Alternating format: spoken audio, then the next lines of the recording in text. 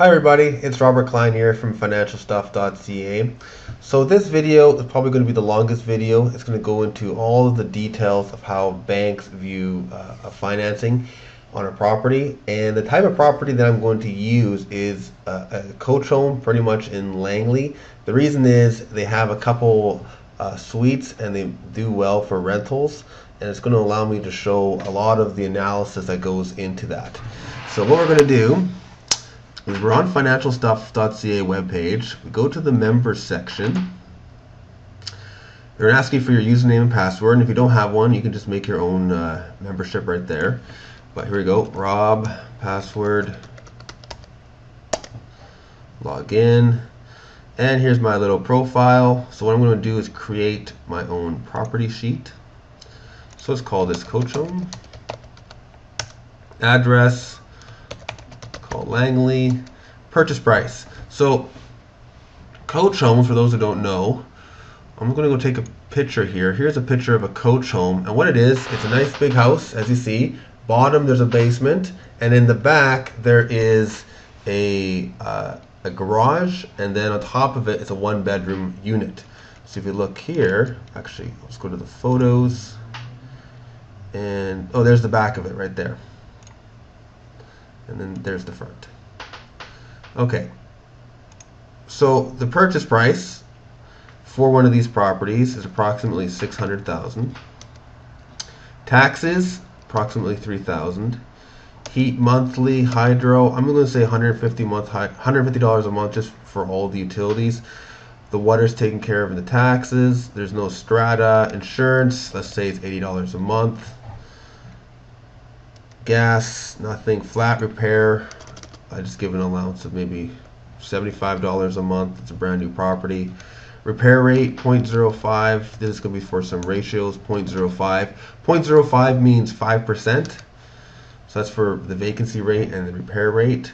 Now, rental income suite monthly. So this means if I'm living in the top section, I'm then renting out the bottom and I'm renting out the back.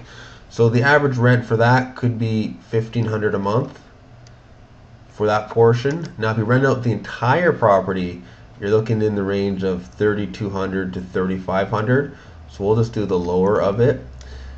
Now if you were looking at rent to own one of these properties, I've never actually seen it done, you probably could get, usually for rent to own, you usually expect 15 to 20% higher than normal rent. But I think we might just do an extra $300 or $400. So I'll say $3,600. I wouldn't say that this property would be most optimal for rent to own, but I'm just going to show so that you can use it for other properties or how it works. So what I'm going to do now is save property sheet. So it automatically creates the PDF for me. I'm going to be able to view it. So I'm going to view it in PDF.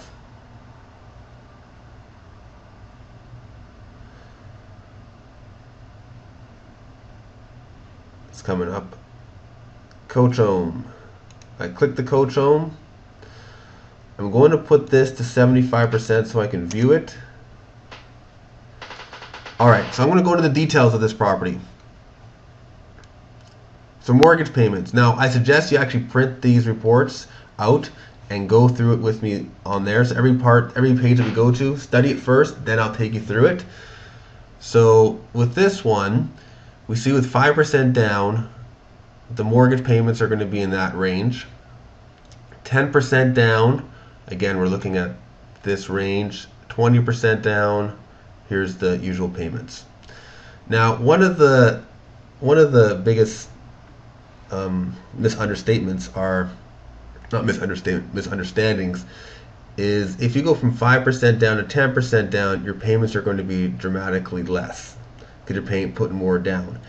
In here, if you view the numbers, is not entirely true. Now, when we get to 20% down unconventional type products, if we got a line of credit on this property, the mortgage payment would be $1,400 a month. If we got a readvanceable mortgage for a $480,000 mortgage, you actually can structure this payment to $900 a month. So for most people, here's the range. It's $900 a month to over $2,700 a month for almost the same type of product. The readvanceable mortgage, I have another video that will go into details of how that works. So that's what I wanted to mention on this page. The second page is going to go income requirement. So let's say you purchase this as a principal residence. And you notice here, there's an income suite of $1,500 a month. Now, with 5% down and 10% down, the income requirements are quite high.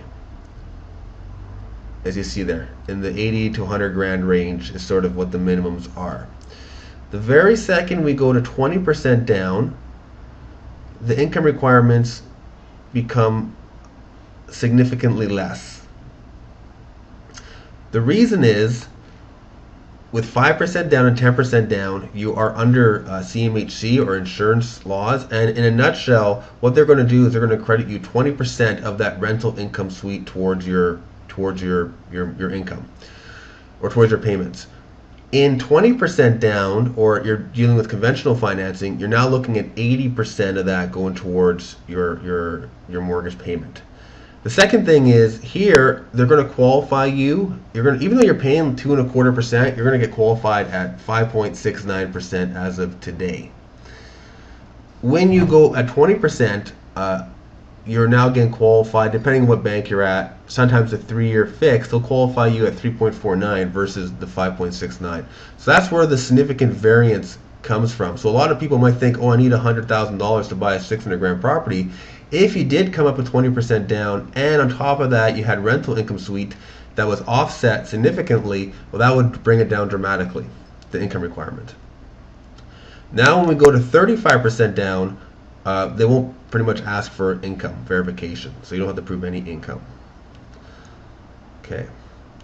Income requirement purchase as a rental. So let's say you purchase this property as a rental and not as a principal residence. So what they're going to do, first of all, you need 20% down for everything, minimum 20% down. But the rental income here of $3,200 a month, they're going to offset your mortgage by, or they're basically going to include 80% of that towards your payment. So when you purchase a property as a rental, the bank will view the property's income as payment for its own mortgage and taxes. If the rental income does not cover all of the property expenses, your income will subsidize the rest. So when you look at this property, we see that your income has to subsidize this property by approximately $20,000. So here you are making your own income and your own mortgage, but now you're going to buy this property with its own income, the rental income, and then we're going to take 80% of that, offset the expenses. If there's a negative, if there's a shortfall, these numbers here are going to subsidize it. So that's how they're going to view it. Again, with 35% down, they're not going to ask many questions about your income. So here's the trick. If you're going to want to mess with the numbers, rental income, you start looking at, well, how can I get $3,200? Well, what happens if you have $3,600 a month in income? If you can figure that out, then you might know, the subsidy becomes significantly less from that point too. Okay. Now, I'm going to skip one more page to property monthly costs. Now, this is structured really for people that are not going to be renting out a property. So this page would not really work for a coach home. But in a nutshell, if someone were to buy a $600,000 property, they do it the traditional mortgage way, they're looking at $3,100 in total expenses. Variable, $2,700, and all of a sudden, when you get to the readvanceable, it's $1,375. Now, let's go back up to one page, and we're going to look at income suite analysis. So now we're going to live in this property. We're going to rent out with the $1,500 a month that we're getting for our income, and here are our expenses accordingly. So we look here, a net expense of the traditional 5-year fixed is $1,600 a month, variable $1,200, line of credit $375, readvanceable negative $125 a month. So this potentially, if you had 20% equity, you could live in there and the property would cash flow and you're pretty much living there for free. You can pay down. One of the comments about the readvanceable and the line of credit is I'm only paying interest. Well, this is the minimum payment. You can pay whatever you want. This is just looking at properties much differently. Most people, when they buy a 600 grand property, they're stuck with a $3,000 bill. If you did your homework and understood different options, then you'd be looking at a negative $125 a month bill, which is a good bill to have compared to $3,173. All right, now let's look at a rental analysis. Now I've done two types of rental analysis here. I've done one with a rent to own option. So I'm not going to view this page. We're going to go down one more page and we're going to go to a rental property analysis with rent to own. Again, this property might not be the best detail for it, but some interesting things happen when rent to own is used. So here, 5-year fixed rate. Here's your rental income for renting out the entire property. You got your mortgage, you got your vacancy allowance, you got your repairs, strata, taxes. Here's your total expense. You got cash flow of $400 a month. Variable mortgage, again, cash flow $800. Line of credit, readvanceable $1,730 a month cash flow. Readvanceable with rent to own. Again, interesting things happen. If you're doing a rent to own, some assumptions can be done. Vacancies can go to zero. Repairs can be structured in the contract so that tenant buyer actually takes care of them, so that can go to potentially zero. And yes, so that's a lot better. So really, when it comes down to any property that you're going to purchase, traditionally you're going to purchase it usually this way, and actually these numbers are pretty decent, but obviously here is the most optimal way of purchasing a property if you chose to.